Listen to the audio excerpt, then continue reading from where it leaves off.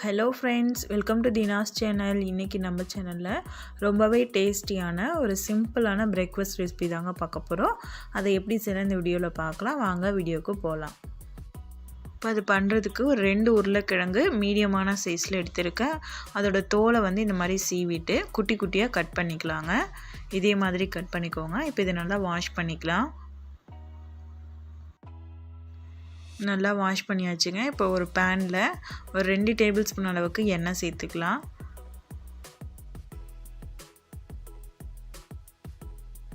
அதில் பொடியாக கட் பண்ண வெங்காயத்தை சேர்த்து நல்லா வதக்கி விட்டுக்கலாம்.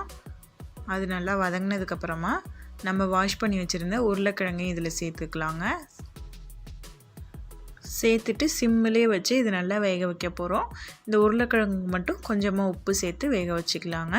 இது கூட ஒரு 1/4 டீஸ்பூன் போல் மிளகாய்த்தூள், ஒரு பிஞ்ச் அளவுக்கு மஞ்சள் தூள் சேர்த்து இது எல்லாத்தையும் நல்லா வதக்கி விட்டுக்கலாம். ஒரு 7லேருந்து 8 நிமிஷம் ஆகுங்க. இப்போ பாருங்கள், உருளைக்கிழங்கு நல்லாவே வெந்துருச்சு. இப்போ ஸ்டவ் ஆஃப் பண்ணிடலாம். இப்போ இன்னொரு பவுலில் ஒரு 2 முட்டை உடச்சி ஊற்றிக்கோங்க. அதை நல்லா பீட் பண்ணி எடுத்துக்கலாங்க.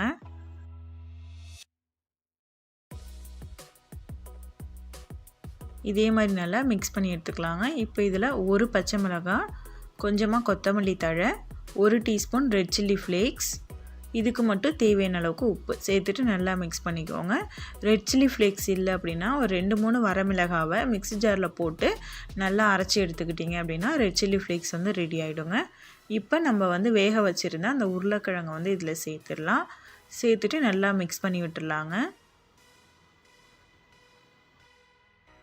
நல்லா கலந்து விட்டதுக்கப்புறமா ஸ்டவ் ஆன் பண்ணி ஒரு பேன் வச்சுருக்கேன். அதில் கொஞ்சமாக எண்ணெய் சேர்த்துடலாங்க அடியில்.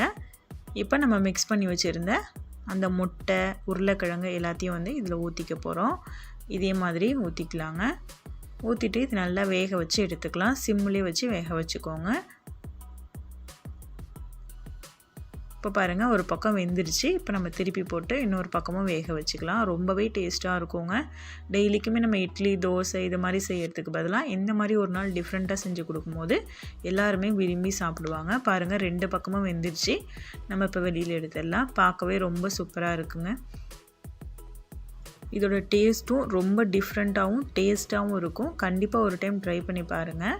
உங்கள் வீட்டில் இருக்க எல்லாருக்குமே ரொம்ப பிடிக்குங்க. இது கூட டொமேட்டோ கெச்சப் இல்லை டொமேட்டோ சாஸ் வச்சு நம்ம கொடுத்தோம் அப்படின்னா ரொம்பவே டேஸ்ட் நல்லாயிருக்கும். பாருங்கள் எவ்வளோ சூப்பராக இருக்குது அப்படின்னு.